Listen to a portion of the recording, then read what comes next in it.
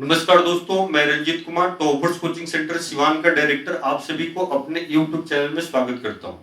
दोस्तों आइए देखते हैं फिजिक्स का पहला चैप्टर रिफ्लेक्शन ऑफ लाइट का नया क्वेश्चन। बहुत इंपॉर्टेंट क्वेश्चन। पिंड क्या है, यह कितने प्रकार का होता है, प्रत्येक के बारे में बताना है। इसी क्वेश्चन को दूसरे तरह से भी पूछ सकता है कि दीप्त पिंड और अदीप्त पिंड में अंतर बताइए। तीसरे तरह से भी क्वेश्चन पूछ सकता है कि दीप्त पिंड की विशेषताओं को बताइए, अदीप्त पिंड की विशेषताओं को बताइए। तो आइए सबसे पहले समझते हैं पिंड किसे कहते हैं। पिंड को समझने के लिए आपको पदार्थ को सबसे पहले समझ लेना होगा। तो पदार्थ किसे कहते हैं आपको 8वीं क्लास में ही बताया गया होगा या आगे की क्लास में मिलेगा कि विश्वव्यापी वे सारी वस्तुएं जिनका अवलोकन हम अपने पांचों ज्ञानेंद्रियों के द्वारा करते हैं उसी को पदार्थ कहते हैं। आपको पता है मनुष्य के शरीर में 5 ज्ञानेंद्रियां होती हैं, आंख, नाक, कान, जीभ और त्वचा। तो आंख के द्वारा जो भी हम सब कुछ देखते हैं उसको पदार्थ कहते हैं। नाक के द्वारा जो भी हम सूंघते हैं उसको पदार्थ बोलते हैं। त्वचा के द्वारा जो भी स्पर्श करते हैं उसको पदार्थ बोलते हैं। अपने जीभ के द्वारा जो भी हम स्वाद लेते हैं उसको पदार्थ बोलते हैं। तो पदार्थ किसे कहते हैं आप समझ गए होंगे, यानी संसार की सारी वस्तुएं जो है पदार्थ ही है। अब पदार्थ और पिंड में क्या अंतर है, थोड़ा सा ही अंतर है। वही पदार्थ पिंड कहलाता है जिसमें भार या वजन होता है। तो वह पदार्थ जिसमें भार या वजन होता है उसी को हम पिंड कहते हैं। यहाँ पिंड की हम परिभाषा लिए लिखे हुए हैं कि वह पदार्थ जिसमें भार होता है या वजन होता है उसी को पिंड कहते हैं। जैसे ईंट आपका जो है पिंड है, इसमें भार या वजन होता है। पत्थर आपका पिंड है, इसमें भार या वजन होता है। पृथ्वी भी पिंड है, इसमें भी भार या वजन होता है। चंद्रमा भी पिंड है, सूर्य भी पिंड है। तो जिसमें भार या वजन होता है उसी को हम पिंड कहते हैं।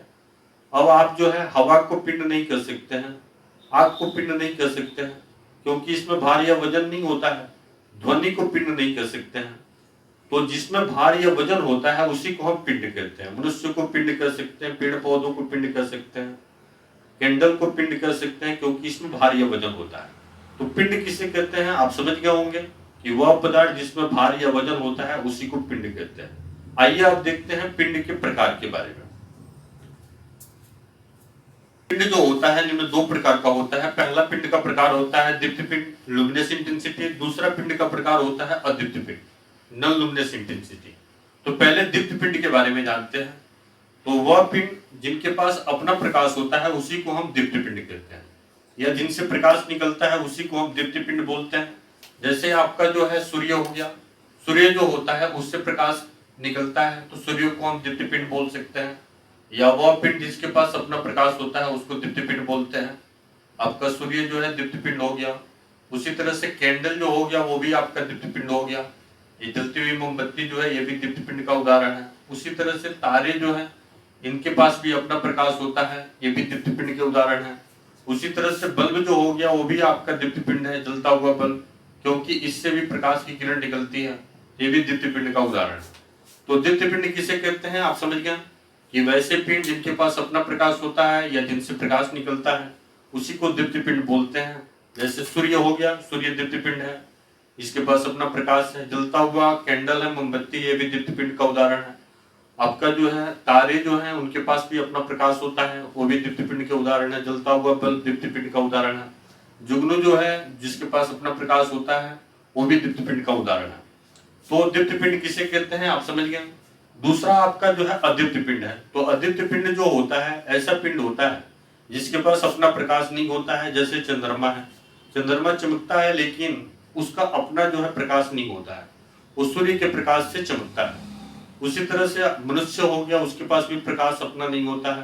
पेड़ पौधे हो गए, ईंट पत्थर हो गया, ये सब जो है अदीप्त पिंड के उदाहरण है क्योंकि उनके पास अपना प्रकाश नहीं होता है या उनसे प्रकाश नहीं निकलता है। दूसरा जो है दीप्त पिंड के बारे में आप बताइएगा। तो दीप्त पिंड में आप उदाहरण में जो है सूर्य, तारे, जुगनू इत्यादि ले सकते हैं। अदीप्त पिंड के उदाहरण में चंद्रमा, मनुष्य, पत्थर, ईंट, ये सब इत्यादि ले सकते हैं। दूसरा आप बताइएगा दीप्त पिंड के बारे में कि दीप्त पिंड जो होता है उनको देखने के लिए अलग से प्रकाश की जरूरत नहीं पड़ती है। ये सूरज देख रहे हैं, इसको देखने के लिए जो है हम अलग से टॉर्च जलाते नहीं है कि किधर सूरज निकला हुआ है, सूरज खुद ही दिखाई देता है। जलता हुआ कैंडल है, इसको भी देखने के लिए अलग से प्रकाश की जरूरत नहीं पड़ती है, खुद ही दिखाई देता है। तारे जो है इनको भी देखने के लिए प्रकाश की जरूरत नहीं है। जलता हुआ बल्ब है, इसको भी देखने के लिए अलग से प्रकाश की जरूरत नहीं है। तो दीप्त पिंड जो होता है उसको देखने के लिए अलग से प्रकाश की जरूरत नहीं पड़ती है। दूसरा आपका अदीप्त पिंड है, तो अदीप्त पिंड जो होता है उसको देखने के लिए अलग से प्रकाश की जरूरत होती है। रात में मनुष्य है तो मनुष्य को देखने के लिए रात में कोई चोर आया हुआ है तो उसको जो है टॉर्च जलाने की जरूरत पड़ेगी, टॉर्च की सहायता से या दीप्त पिंड की सहायता से वो दिखाई देगा। उसी तरह से जो पेड़ पौधे हैं वो भी अदीप्त पिंड है, उनको भी देखने के लिए अलग से प्रकाश की जरूरत पड़ेगी।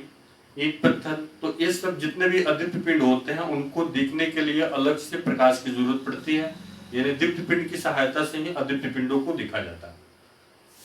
तो इस तरह से जो है दीप्त पिंड और अदीप्त पिंड क्या है आप इसके बारे में समझ गए। अंतर आएगा तो अंतर भी आप लिख सकते हैं, या दोनों की विशेषताएं आएगा पूछेगा कि दीप्त पिंड की विशेषता क्या है, अदीप्त पिंड की विशेषता क्या है, तो इसके बारे में भी बता सकते हैं। या पिंड कितने प्रकार का होता है ये भी आप बता सकते हैं। आइए फिर एक बार समझ लेते हैं पूरी तरह से। पिंड किसे कहते हैं, तो वह पदार्थ जिसमें भार या वजन होता है उसी को पिंड बोलते हैं। पिंड जो होता है वो दो तरह का होता है, एक दीप्त पिंड, दूसरा अदीप्त पिंड। दीप्त पिंड किसे कहते हैं, जिनके पास अपना प्रकाश होता है उसको दीप्त पिंड बोलते हैं, जैसे सूर्य, तारे, जुगनू, जलता हुआ मोमबत्ती, जलता हुआ बल्ब, ये सब दीप्त पिंड के उदाहरण है। दीप्त पिंड जो होता है वो जो है उनको देखने के लिए अलग से प्रकाश की जरूरत जो है नहीं पड़ती है, खुद ही दिखाई देता है, दीप्त पिंड से प्रकाश निकलता है। उसी तरह से अदीप्त पिंड के बारे में समझ लेते हैं।